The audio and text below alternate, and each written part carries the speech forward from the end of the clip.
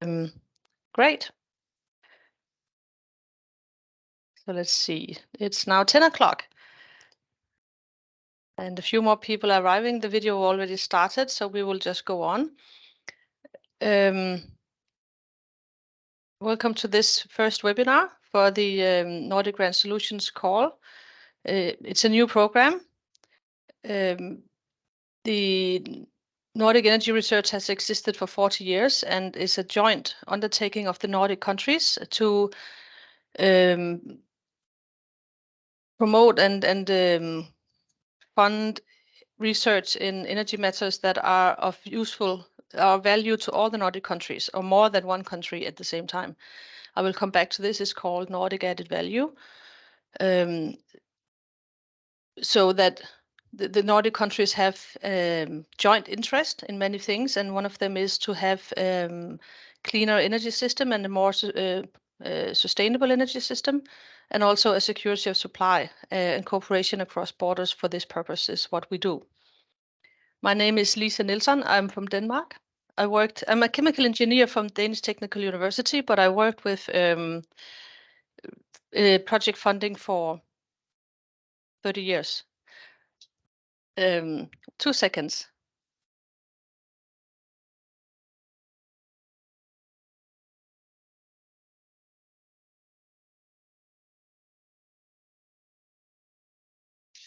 So apparently somebody has the wrong link. I don't know how they managed to do that. How do I see the link?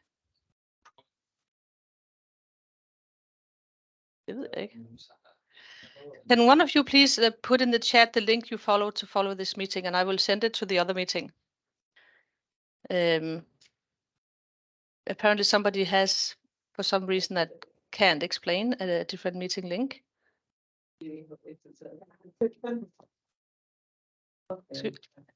So I'm just looking to find the chat. Who can put in the chat link, the link for this meeting that they got, that they follow to join this meeting? Great. I will just send it. This is fun. With all of these people.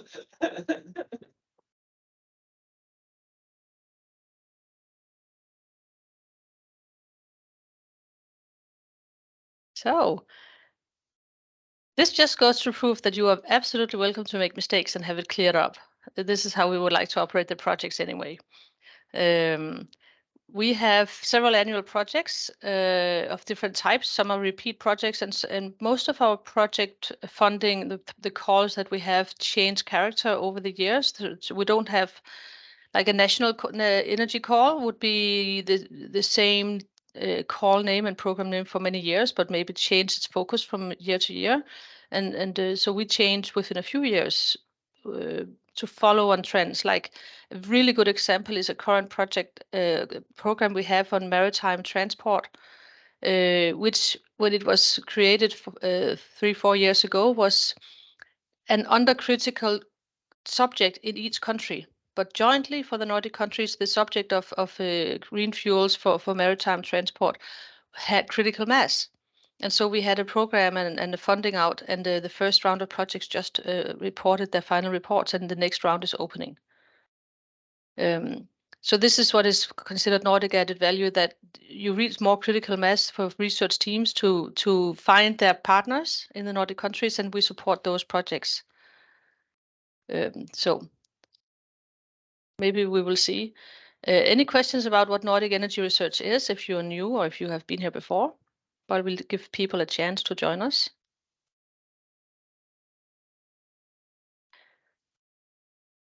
The countries pay from the national programs like EUDP and Denmark, pay us into our funds, but the national governments also pay us. And those money, the national funding, is what we use for paying for the funding of the projects.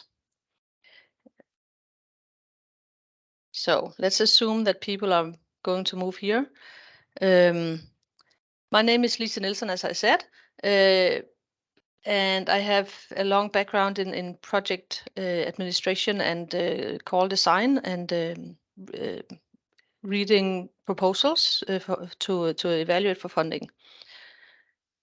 I would like to introduce my colleague Kevin, and he should be in the same meeting, but he's also helping people to join this meeting. Kevin, are you there? No, I guess he's still working to make people join. We will come back to Kevin. So I will just go to screen share and jump to the PowerPoint.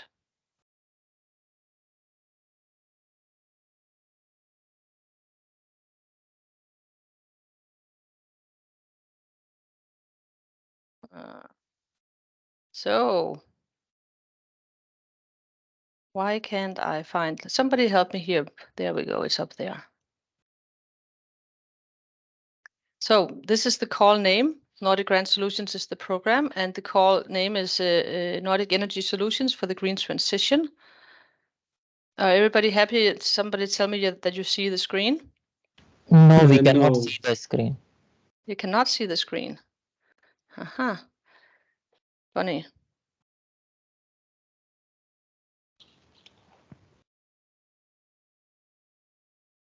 Yes, now. Okay, I just had to click it again. Sometimes you have to do it twice, right? The call title is Nordic Energy Solutions for the Green Transition, and on this PowerPoint that you will. Sorry, Lise, you're showing your own. You're not showing it in presentation mode.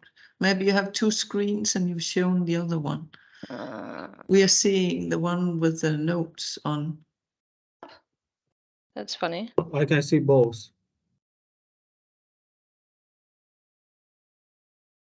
That's Interesting. in presentation mode. Now I have to find my way back to have it. So more people are joining, so that we have time to make this fixed. It's interesting that I can't make it. Do you see it now? The presentation? Yes, but you have to just make trying it a different full things to view. make it show. This is strange. Do you see the presentation now? Yes. I can see it. But it's nice if you click the presentation mode instead. Yes, but do you see it? Yes. Now it's fine. Now it is in the presentation. My mode. screen is it, do you see the presentation saying Nordic Grand Solutions in a green picture? Yes. Oh, good. It's something worked. I don't know, but I tried 3 different things. I'm happy. So you will get this PowerPoint afterwards. It will be available, it will be sent to you, but it will also be available on our website. We will have a Q&A session, which every time you ask us a question, call us or write us and ask a question, we will put the question in an anonymized form and the answer on the webpage under Q&A headline to make sure that people are informed of the same type of questions and answers. Please jump in if you want me to clarify something, because I had to kill one screen, so I can't see you right now. I can only see the presentation right now. Is that clear? I hope so. You are very welcome to say something. The aim for this call is to provide solutions for the major energy challenges towards carbon neutrality. This is quite clear. This is what we see in a lot of calls. In this case, the point is, one of you asked before the video started. Somebody has to mute there. Thank you.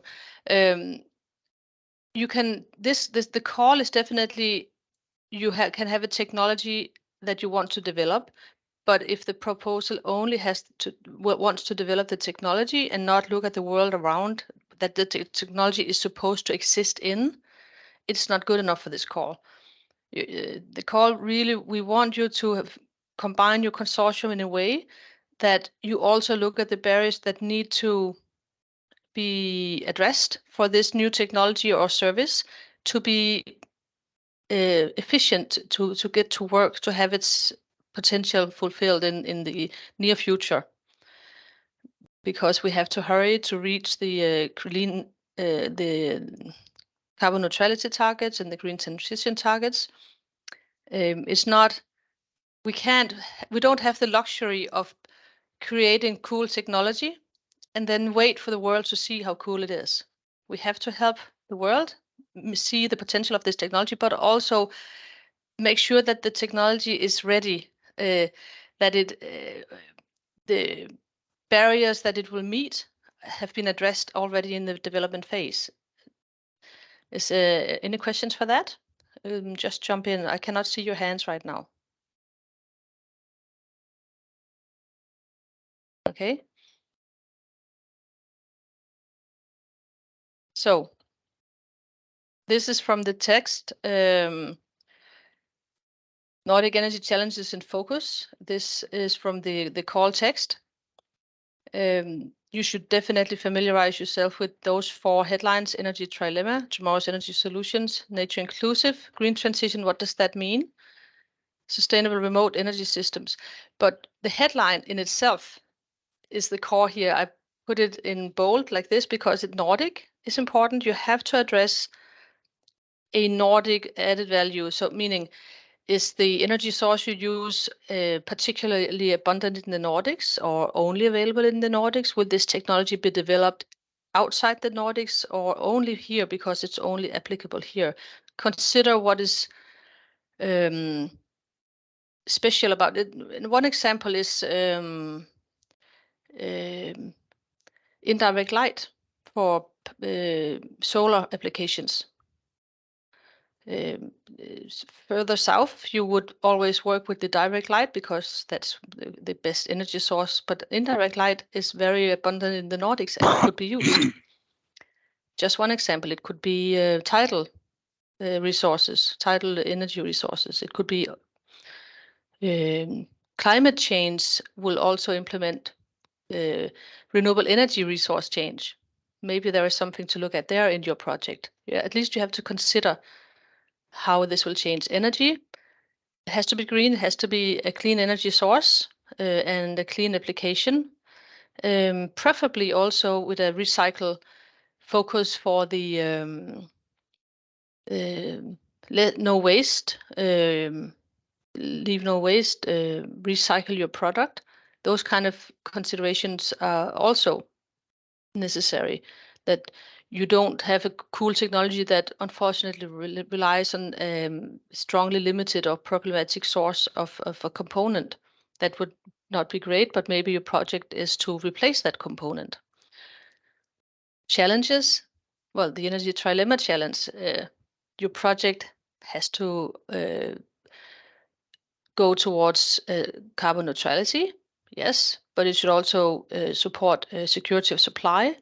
Should also be affordable and just, so that everybody, all citizens and all businesses have access, a reasonable access to this future energy. Challenges, yeah, nature inclusive.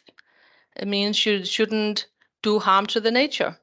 You have to make room for biodiversity. You have to make room for other land use, other important societal use of the nature around us. Actually, energy isn't the most primary concern we have, even though we might think it. And in focus, yes, you have to tell us how this is important. You might think this is obvious. We should know, the world should know why your technology or your approach is obvious. You should still tell us.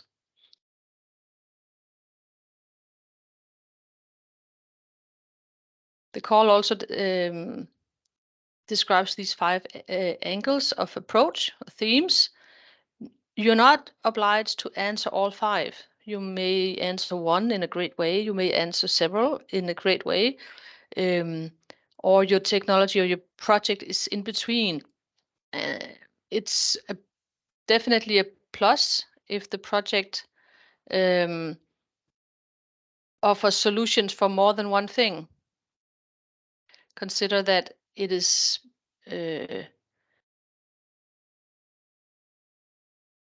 what you call it, that the project has a primary focus, but maybe it has several secondary focuses, which are also great and like incidental to the technology or incidental to the way you wish to implement the technology.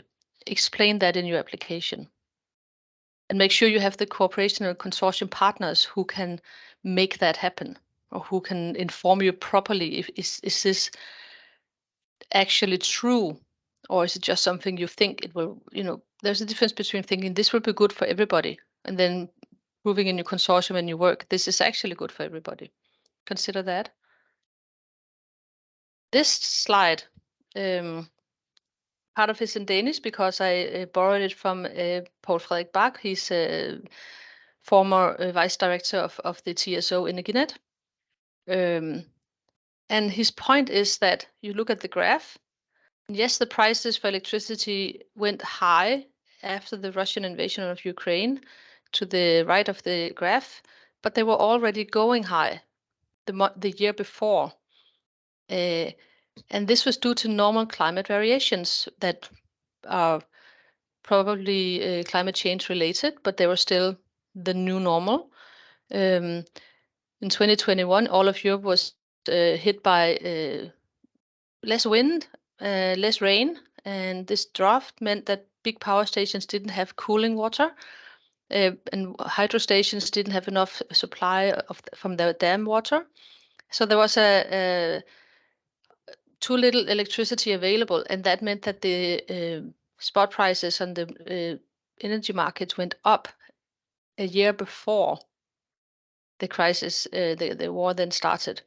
Meaning that one thing, normal variations also leads to big jumps in electricity prices, which means that we will see more of this because we will have more climate change weather.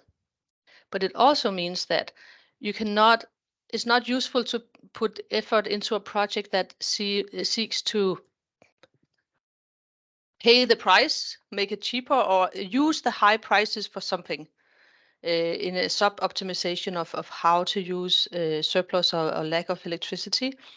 The prices will vary strongly unless we design the system in a future way, so that like your project might look at better tariffing or better payment plans, or better lines for power, but they have to solve the core problem and not the symptomatic problem. Sorry, this was just an example. There will be similar examples for heating and for many other energy focus points. Kevin, did you join the meeting?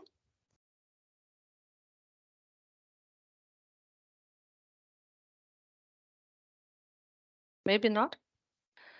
I will just for a second jump out of the PowerPoint because I have to see how many people are here. Oh, Kevin is here. Oh, he's still looking at discussing with people how to join. Okay. So we will go back to the PowerPoint. I will this PowerPoint. I hope you can see it. I would like somebody to say something. Yes, we're here. And Thank you. We can see. So. Thank you. So let's go back to this one. Okay, I have fun with the PowerPoint today. This is from one of our major reports on the status of the energy systems in the Nordic countries. All of these reports are available on nordicenergy.org's website. And you are recommended to go and look at these reports. That look at the Nordic countries as a whole and give you facts and figures as a whole. The dark blue is the CO2 emissions from these resources, not resources, sorry, where the emissions come from, and the size of the squares tells you, this is an important. Transportation is clearly a big place to look for a reduction of CO2 emissions. Industry is quite big, but also a lot of different types of industry, industrial processes, more focused, fewer types of industry. power and heat. This is what we normally look at for CO2 reductions in the energy sector, historically speaking, anyway. Residential is also both here and in the industry in energy efficiency is maybe an issue to do better. Maybe this is the best way. Better components, better use. These are just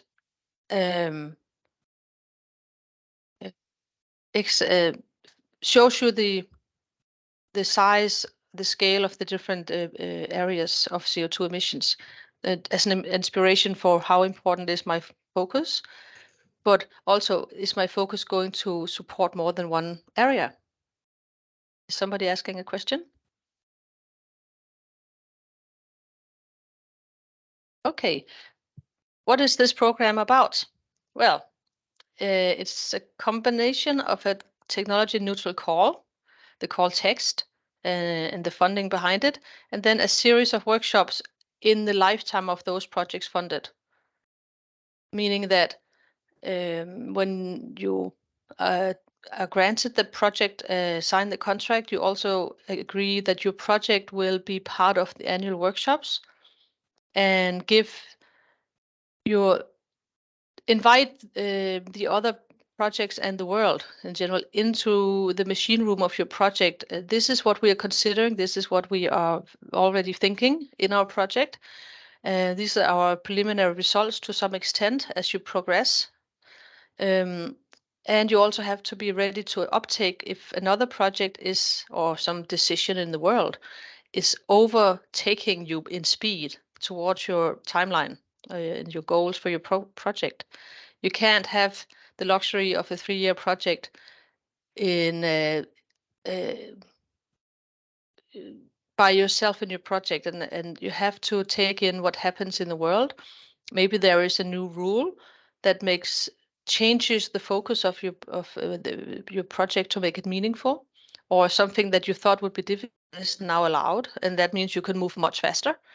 Then you have to adapt your project as the project runs to shorten the time to results. There was an echo here. Is there a question?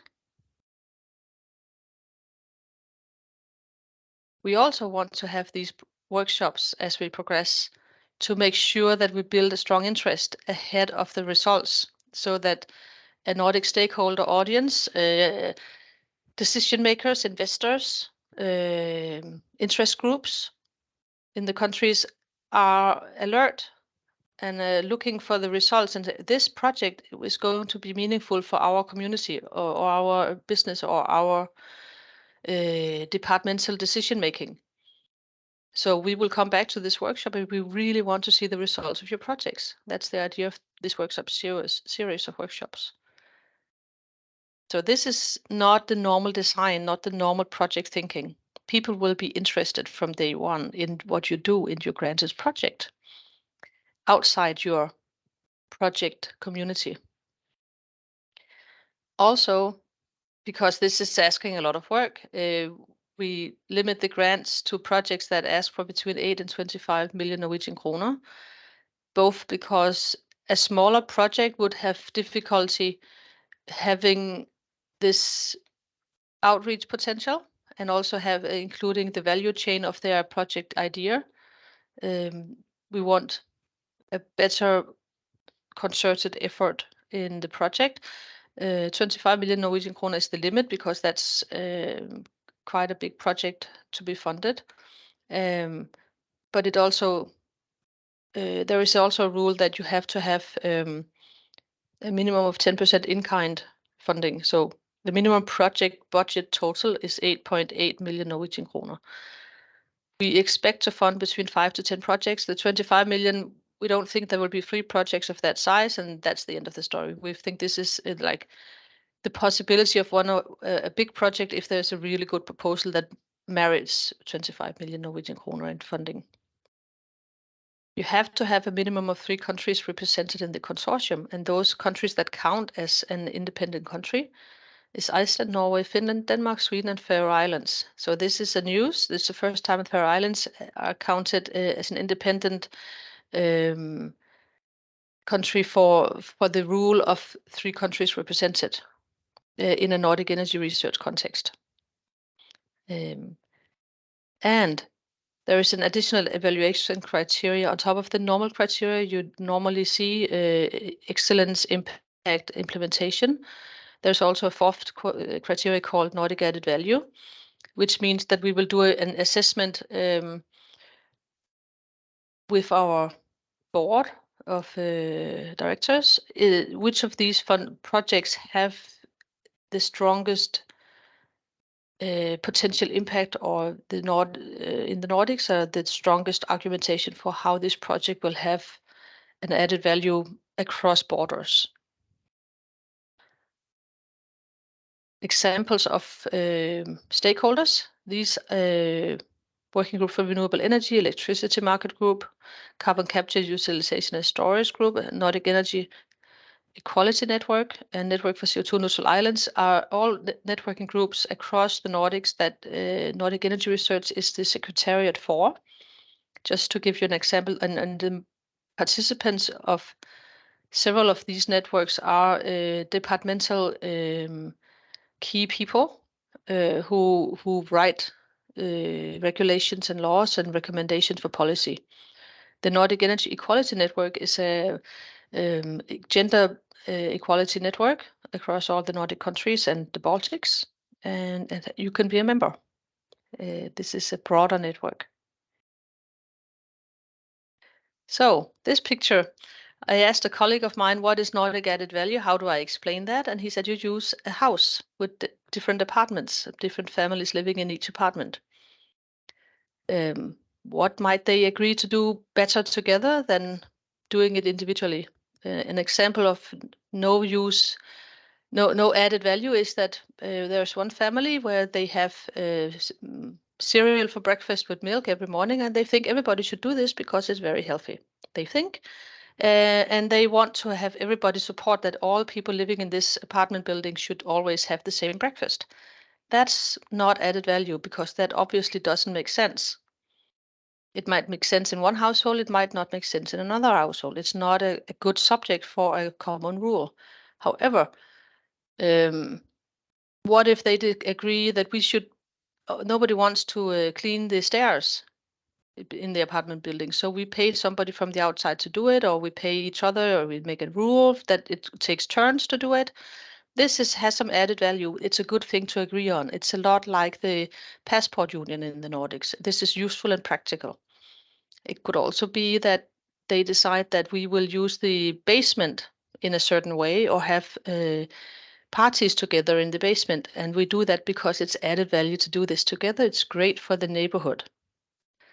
It could be that they decide to exchange all the windows for low energy windows, and it should be done together because there is an energy bill that everybody has to lift. So it makes more sense to get a better price that we do it together. You could do it individually, but it's better together. This is Nordic added value. And I'm impressed if you don't have questions for that. Good job. So the link is to the call text, eligibility criteria. Those are the important ones, that is the 3 Nordic countries, a minimum of 10% in-kind contribution. This includes that you might say we pay this part ourselves of our own time. It could be the use of a specialized demonstration site or some equipment. It could be that you have observers that are promising to spend time in advisory capacity. Then you have to write in the agreement to be in an observer role, that we think that the value of this time and this knowledge that they kindly share is so and so 20,000 kroner, whatever it is. You can do, there are many different kinds of in-kind contributions. If you're in any doubt, you can ask us. Meet state aid restrictions.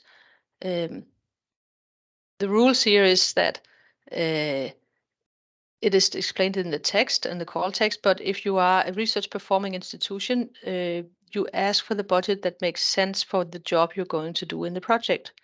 If you are a business that is not a research performing organization in that definition, then the de minimis rules apply, which is 200,000 euros over a rolling 3 years backwards, granted for this in business. If you choose to state a TRL, a technology readiness level, it should be between the range of 2 to 8, not lower and not higher.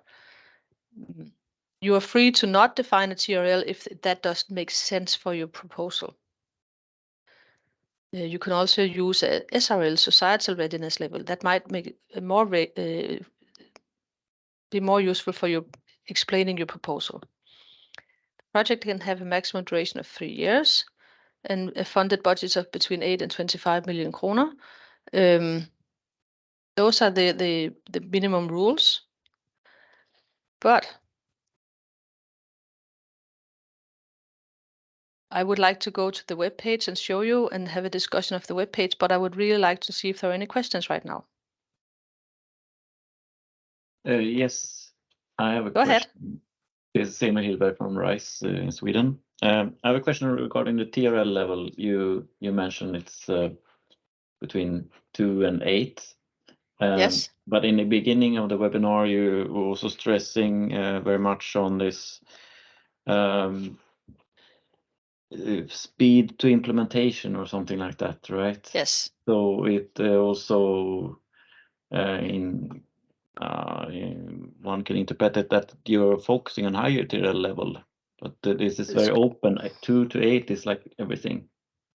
It's a very good question. An example where that would make sense is that you have an good technology that has a future in the new green transition energy system. But to have a role, it must get rid of a problematic component. Then that means you might have to dip into a low TRL while you test this new component or choose between new materials, which ones will actually work. Do they have other issues, other problems? Is it an application problem? That might mean you dip deep in the TRL, but then you jump quite high back once you have that problem solved. So you can, there can be situations where something has a great potential, but we don't want to limit it just because we said, oh, you can not go below 4 and not go higher than 7. In 20 years ago, 30 years ago, that would be CFC for refrigerators, as an example. The refrigerator still looks the same, but it changed a lot inside. So the product is still useful. Does that make sense for you? Yeah, okay. Just, I think it would be good to clarify a bit in this call description, because it was mainly in the text that you have in the call description. It's this is not highlighted in a way that I could read. So right. The thing is, some of the best projects are sometimes limited by these types of rules in a call text. We probably will see the majority of proposals will have a starting TRL of 4 and move to 6. This is the majority of technology projects because that was where it costs money before you have an investor or a customer for the product. But then maybe it's a mix of some more than one technologies and with different that support each other, and then they could be at different levels at the starting point of this project. good. Okay, thanks a lot. More questions? Yeah, Hans Arne. Yeah, thank you. Hans Arne Frøsten from Justerves, the Metrology Institutes of Norway. It's about we have a network among the metrology institutes in the Nordics and also the Baltics. So I just wondered, what is the possibility or options for Baltic participation? And if yes, with financing or without? Good question. Kevin, are you in this meeting now? Yes, can you hear me? Yes. Yes. So Baltic partners would need to participate in kind. So the funding is directed to Nordic partners, but it's of course welcome to include other partners as well, but they would need to secure their own financing from some other source. Okay, thank you. More questions? I have also. Can I? Yes. I am Ali from Aalto University, Finland. I was wondering if, because in some calls, big calls, we have some source or media source that we can connect to others. For example, if we have a consortium project, but with different work packages, and we lack, for example, one partner to do one package, one work package, I was wondering if we have this availability in this call to somehow connect to others who are willing to join a team. You're thinking a matchmaking event? Yeah, something like this. But also, I have seen some that they have given the list of people who are willing to join or are willing to participate in one project. Right. Yeah. The next webinar, this is the first of 4 webinars. Next one is in 31st of May. Has the focus of how to build a good consortium. And we will recommend that maybe you participate with an element of outreach, that you are looking for people. But we cannot facilitate it directly on our webpage. But it's definitely a good idea. Karen? Yes, I'm from Nordic Regio, and we are also part of the Nordic collaboration, and we do social science research. And my question is that this has to have a technology as a start. It comes from the technological approach, as far as I can understand it. So you will have to choose, if you were digging into it, you would start with the technology and then you would see the impacts of that.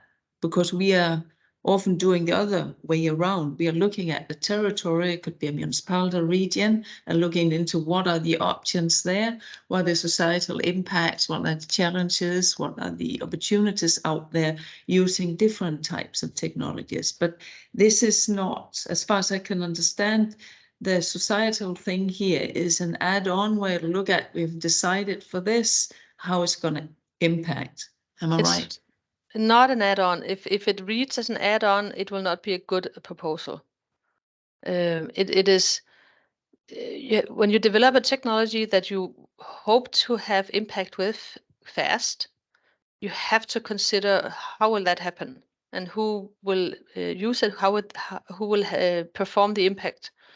And that is part of the project in this case.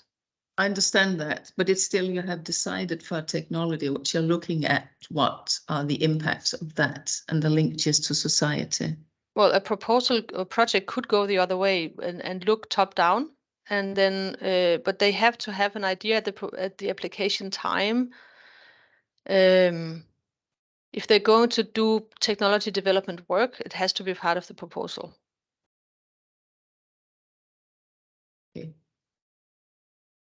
It's still a bit unclear to me, because you could look at let's say a place like northern Norway, and then you would say, what are the opportunities out there? What kind of resources do we have? Where are we seeing the developments? What are the challenges for building up a renewable energy system there? But then you would have the societal focus from the start instead. And then you need to choose. You're allowed to fail in the project and still be a successful project. If you think at the application time that this technology will be the useful one and we will work on it, but we will start from the top, like you said, and then you find out, oh, our technology choice is not going to work. And then you're allowed to realize that in the term, in a project like this. It's still a good result if it turns out this will not be implementable. Thank you. Nand Kishore? Yeah. Hello. Actually, I have 2 questions. The first one is about you talk about the project which has to be useful in the community. So does it mean that it has to be sustainable? And then again, whatever the objectives which we have framed the proposal, it should be implementable. So implementable and the sustainable both has to be considered as a part of the objectives and then the final goal of the project. Well, the 5 angles that we present, you have to, if you can explain the sustainability within one of those angles, that's a good explanation. Okay. It's hard to imagine a project that will answer everything. That's why we make sure that the workshops will make the projects meet, because they might have good results, but they're mutually exclusive. Who knows? We need to, that has to happen at the same time. Yeah. And then I have second question. It was about the budget. Although it is a wide range from 8 to 25 million Norwegian kroner, but again, is it allowable to have some purchase of equipments and something related to the which will be useful for the project implementation? You mean to buy equipment? Equipment, Or build? Yeah, equipment buy for the research purpose. Well, it doesn't count. The normal funding money here do not normally pay for buying a new test machine. Okay. That is normally not covered, and it's also not covered here. But if you need to build a test bed for testing some special thing that you have to create in order to do the test, you can do that. Okay. Okay. Thank you. Thank you. You're welcome. Markus Frocke? Yeah, thanks. So I have 2 questions as well. First, I want to build on what Karen said. It's also, I kind of get the same feelings I think you expressed, that this is the starting point is a technology focus. And I wonder if that's a correct impression. So, for example, could you do a social science-based project, for instance, on policy instruments, doing market design or taxation or things that relate to these 5 things, but are kind of removed from the hard technology? So that's my first question, whether the impression of this being kind of somewhere along the line you're looking for some technology component, or if that's the wrong impression. And so my second question is, what kind of primary target groups you see for this? Maybe this will be clear in the evaluation criteria, but for instance, how important are policymakers versus an academic audience? So are you looking for very high academic credentials over, say, policy relevance, or vice versa, if you want to kind of simplify the argument a little bit? Well, the last one first. To be a project leader, you have to have academic background, current academic background. So the project leader has to be a research performing institution, and the project leader has to have a proper research relevant background for the topic of the proposal project. The focus should be to have impact on the way we operate the energy systems in the Nordic societies, and should impact some of these different angles and dilemmas. Security of supply, just transition, availability of electricity and power in general, or the prioritization. What if there is a limit, a lack of power for an extended period, like a brownout period? It's not a blackout, but you have to limit certain users from using electricity to keep the lines running. What is just? How do you do that? That would be an increasingly important question. Right now, the outage is, on average, is less than 10 minutes, I think, a year. And in 2030, you have to expect that this will happen every month. That's the forecast. So how do you deal with that in a just way?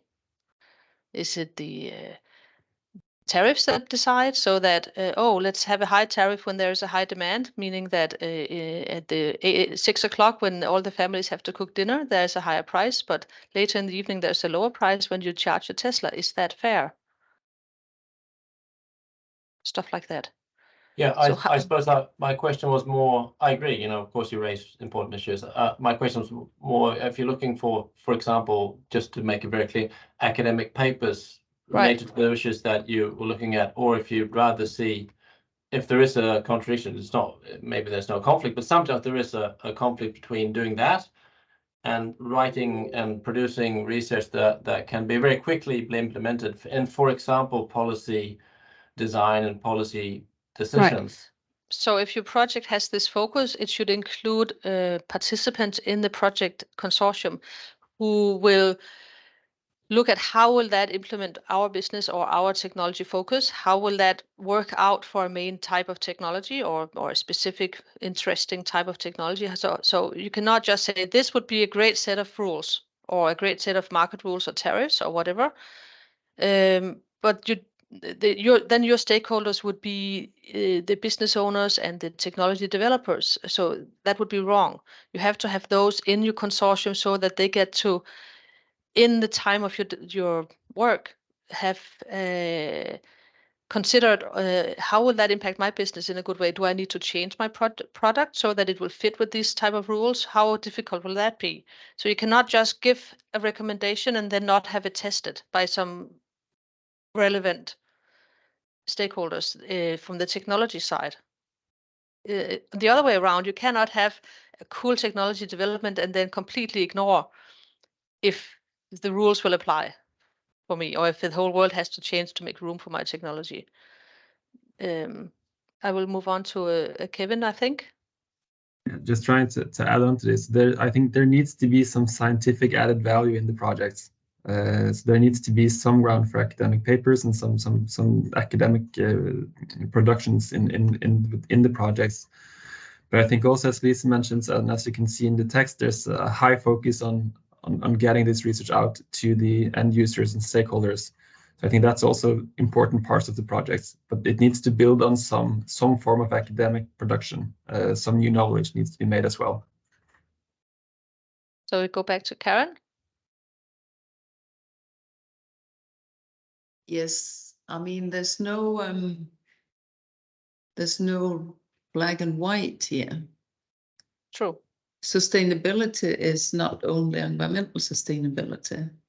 No. And stakeholders are people that have access to electricity, but it's also people having access to land. So there'll be a lot of conflicts to deal with. And this, we work at Norwegian quite a lot with justness and fairness in the green transition, and it involves a lot of different aspects. So how important is the societal part of this? I mean, it's one of 5. And if you want to implement a specific technological solution, which I see you are in a way, then there is a whole process that from the beginning to the end where you should involve the different stakeholders in order to comply with sustainability from both a social as well as an environmental and economic point of view. And that's it's a bit tricky as far as I can see. So how do you see this involvement of the stakeholders, and how do you consider these different sustainabilities? Well, the application has to consider this and show that these are the relevant ones for us. Therefore, they are in our consortium to make sure that they are being not just spoken to, but also are involved in the solution. That's one way to deal with it. To have a wider value chain in your consortium. The focus, the outcome of the project also has to take into account and point at how will this be working in full scale.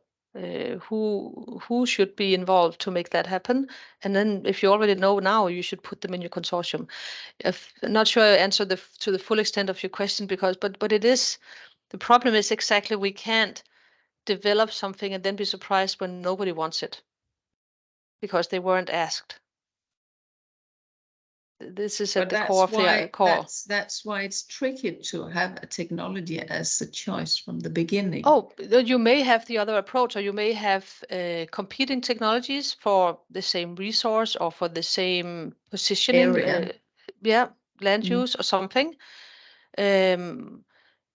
Which one should we go with? Which will the one be recommended for one place and one be recommended for another place? There are many choices here. So the call is very wide because each technology has its own limitations and choices to make. Jeno Kovacs. Yes, thank you, and good morning to everyone. I am from Sumitomo Energy, which is a large company, and I have two direct questions.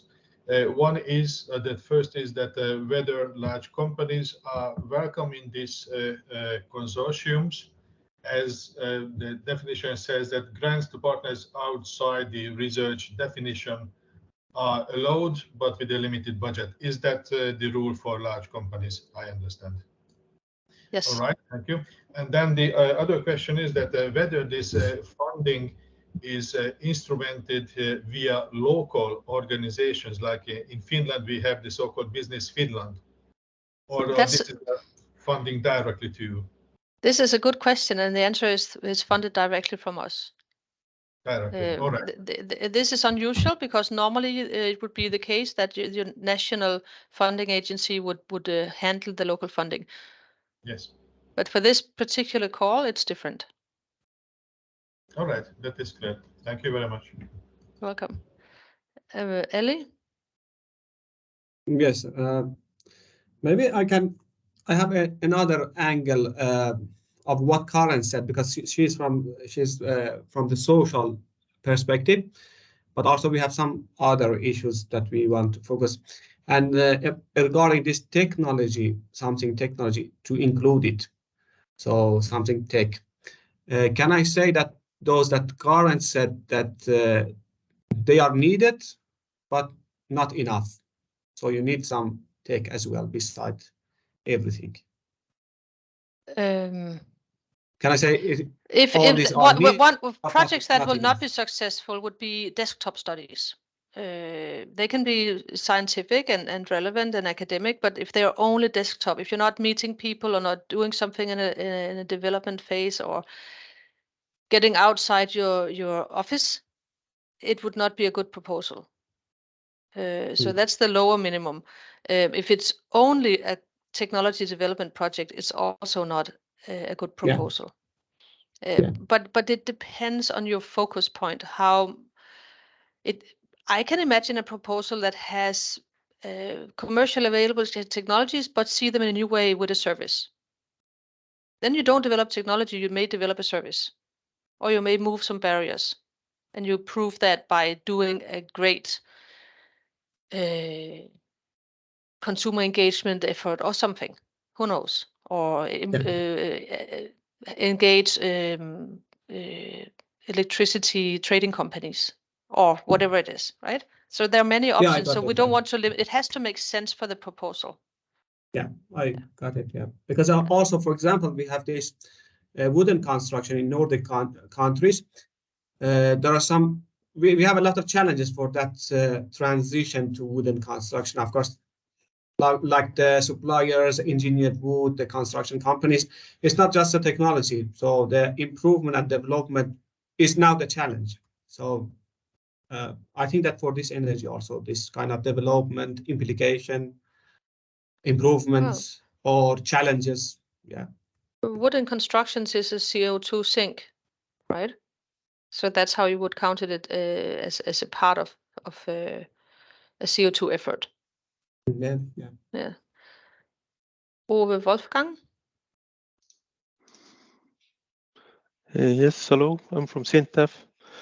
I wonder, would it be relevant to take on energy system perspective from the start, having all technologies represented in principle, and then consider, okay, how should the future in the Nordics evolve to reach decarbonization, account taking for many types of constraints that we face, and also then looking at the impacts in a market context afterwards.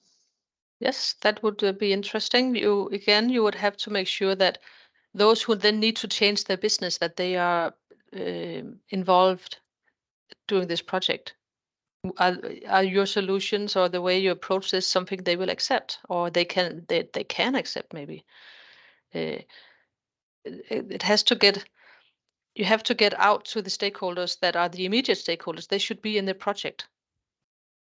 So that when you consider stakeholders, you consider those that your output has to have an effect on, that don't make sense to be in the proposal, like people who write policy briefs. You can make a policy brief, but then you need to give it to somebody who will decide if they want to promote that policy. Those are your stakeholders. Or you reach out to, in an event in the project, you reach out to a community of people. They are your stakeholders. But obviously they're not in the project, but you have an interaction with them anyway. Okay, thank you. You're welcome. Yu Feng? Yeah, in your I'm Jufeng from DG Win. So in your presentation, you mentioned about we should keep open to the outside world, what is changed, right? So does that mean we have to take a very flexible or adaptive manner in this application to try to address that? If something changes in the middle of the project, what should we do? Good question. Yes, you absolutely should then say we need to change our project. We learned something that disrupts our project. Maybe there is a new rule. Maybe there is a new technology that's disruptive, which will disrupt your focus, or then your project has to assemble itself and decide if this changes something, and then you should implement the change. Because we have to foresee that might happen. There is a good question in the chat. Maya from South Danish University. Information on allowed overhead percentages. Normally in universities have an allowed overhead percentage in EUDP, for instance. In Denmark, it's 44% overhead. Kevin can correct me, but in this case, there isn't a set limit. Maybe Kevin, you want to say some more? Yeah, so it's it should be specified, and it will be a part of the evaluator's evaluation. So it should be a reasonable rate, but we don't have a fixed rate for the different actors. But just have in mind that the evaluators will be asked to evaluate whether or not this is a reasonable rate to take as well. Yes.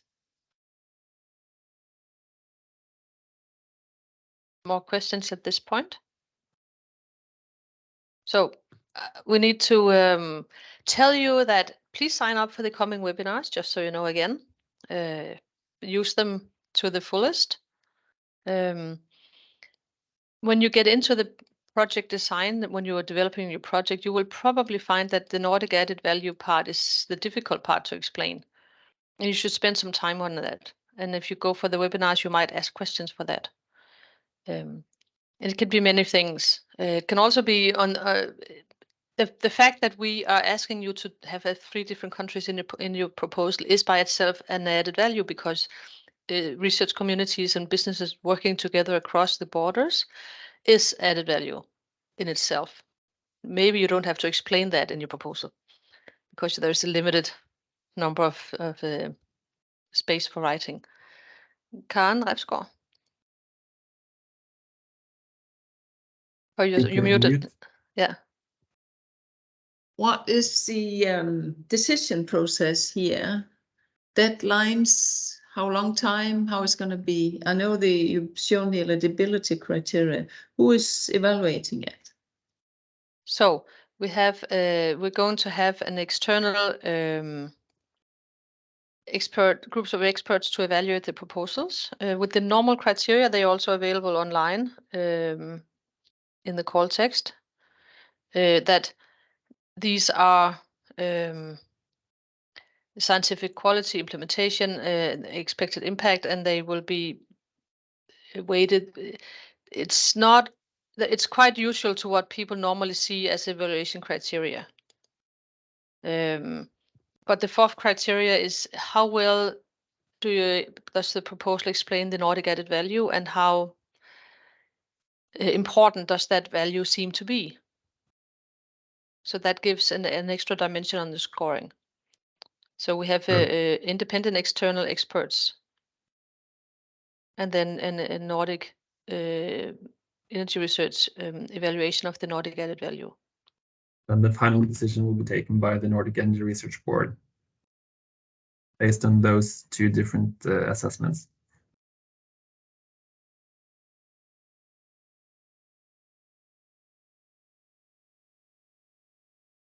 I will just share my screen again. Make it work.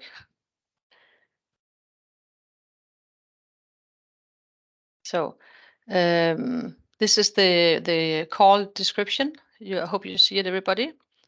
The link, all of this is where you are when you follow the link for the full call text. And you will have the create application over here, which I will not do now. The call text with an explanation for you. There is no way that one proposal can answer everything here. Don't worry about it, but you can't answer everything. Answer what is relevant for your idea, and if it makes sense, answer if there is an issue that you might you know that your focus will not do anything for transportation. It will probably be obvious, but you might choose to write it in one sentence because the focus will help focus on something else. Do yourself a service. The key here is that this is not an exhaustive list. If something that your proposal will do that we didn't list, it's not excluded. It's definitely still a possibility. Just explain how it makes sense and how this is a necessary path to reach the overall goal. Project design, the 3 Nordic countries that you have to choose, at least one partner from 3 countries. Dissemination is a critical part. You have to have a good dissemination plan. We will provide the workshops, and you will be, by design, you will be part of these workshops with your progress. But more dissemination is always needed, and dissemination is a lot more than well, you obviously you would probably make articles and have them peer reviewed for the academic effort, but you would also have, as part of the project, make sure that you meet your immediate stakeholders. You meet the public that might have influence or have interest in your project, or you meet a wider group of businesses similar to the ones that is in your project. Maybe you have a specific company that has a specific technology in the project consortium, but you might choose to meet a wider group of the same providers to see how they react to this work that you have. You have to be creative. You have to make sure you have a good dissemination, because that's how we create impact and change. The agility of a project, we just debated that. If something disruptive happens, you should be willing to look at your project and figure out if it has to change somehow in the effort, rebalance the effort of the project maybe, to meet your overall targets. It's a good idea if you can define your technology readiness levels or societal readiness levels, but if it doesn't make sense for your project, simply write that this doesn't make sense in our project because we have a different approach. That might be. If then the experts judge that, oh, that would have made a lot of sense to have a TRL level, then maybe you will get a lower score. So you can't just say we didn't consider it because we don't like TRL levels. But if it doesn't make sense, you simply write that. So you're allowed to do that. In kind can be many things. Volunteer hours is also an option. Following normal EU rules would be how to count that. We would follow the EU regulations on how to count in-kind contributions. Again, if you have a relevant participant outside of the Nordic countries, they have to be self-funded or funded in a different way. But their contributions will count as in-kind. The state aid rules, which is, we will get back to these specific rules in a later webinar. But for now, businesses that are not research performing organizations or counted as such would have to follow the de minimis payment rules or be self-funded. That's also absolutely an option. Deadlines. The Insights portal is open. This is the link for the portal right here on the screen. The next webinar is the 31st of May, and then in June, and then in September we will just sort of sum up all the pressing questions, because the deadline is the 14th at 2 o'clock, 14th of September. Then we have an eligibility check, an expert evaluation, and at the end of November there will be a decision for funding. We will rank the projects and give it to our board, and they will then make the decision. We will inform the projects at the second half of December. Another thing here is that the projects will have a starting date between December and February of next year. The consortium agreement has to be completed within the granted projects before you can have payments, and it should be before May 24. So, because if you had to have the consortium agreement first, you might not get started. Sometimes that takes time when there isn't an eagerness to get going. And then the projects must end before the end of December 26. All of these criteria are also supported in the application format. You will be asked you will be reminded as you apply, oh, you have to fulfill this, you have to fulfill this. The content and the quality of the content and the angles of the content, you of course have to fill in yourself and make sure it's well represented. But the hard criteria are also part of the application, so that you are reminded to do it. There is a legend here about what does it mean, the roles of a project, what does it mean, who's who, project technical description. And then you have the eligibility checks and the evaluation criteria at the bottom of the page here. And more information. This is my email, this is Kevin's email.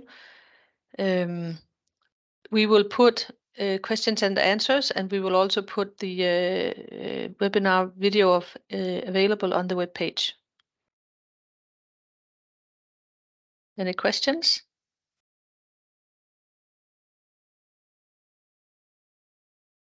There's a chat question. Oh, great.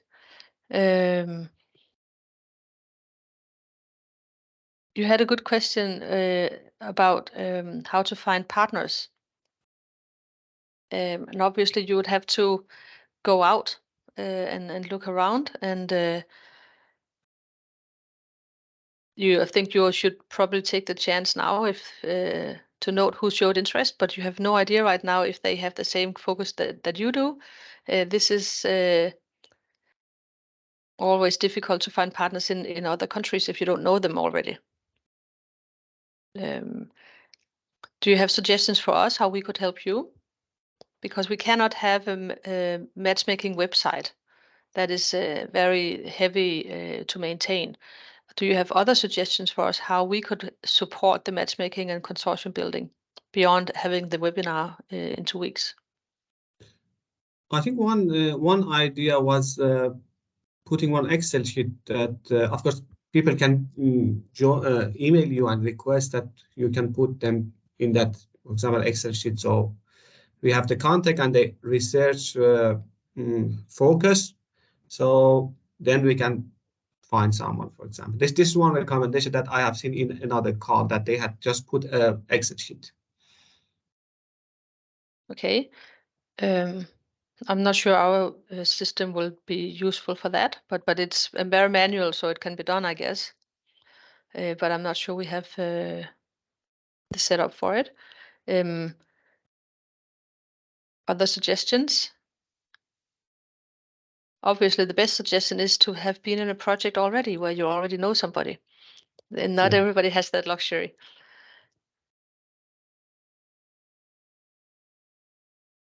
You could also look at our events calendar. We have some events we have another family of projects called the Hydrogen Valley projects, and they have a workshop, but it's in October, so that's 2 weeks after the deadline. But in general, you could have a look on our website for events where Nordic participants will be, and see if there's something useful for you. Norregio has webinars, Norfolk, Nordic Innovation. Many people in the Nordic family have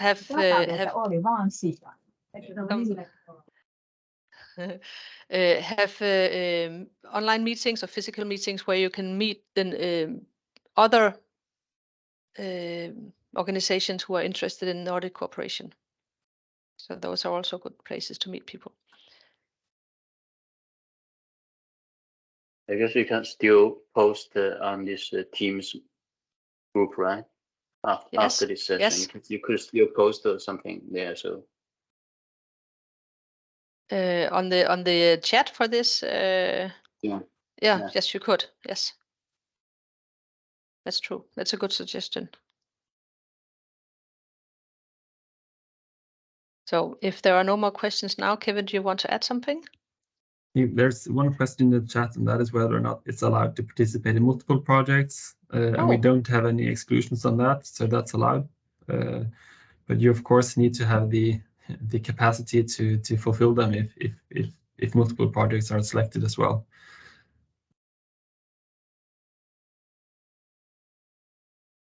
Other than that, just highlighting that there's a lot of information in the call. You can begin to create applications now, and then you can resubmit them. So work done now doesn't mean that it can't be added on and changed later. So you can apply multiple times with the same application. Usually when projects don't fulfill the eligibility criteria, it's because they started to use the call portal too late, and then they had some difficulties or discovered that they lacked a letter of intent or something. So my advice would be to begin an application as soon as possible, and then develop the applications as you go, and you build your consortium and your work packages, etc.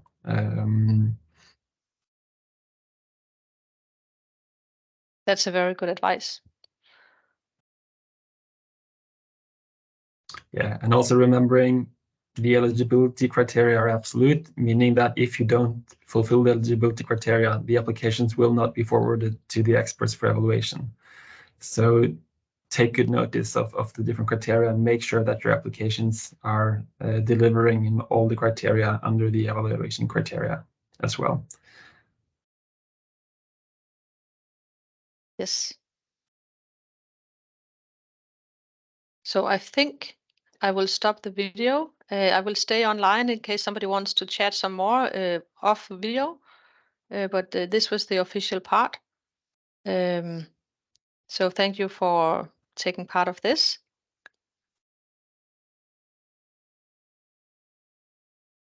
Thank you. Thank you. Thank you very much. Bye-bye. Thank you. Goodbye.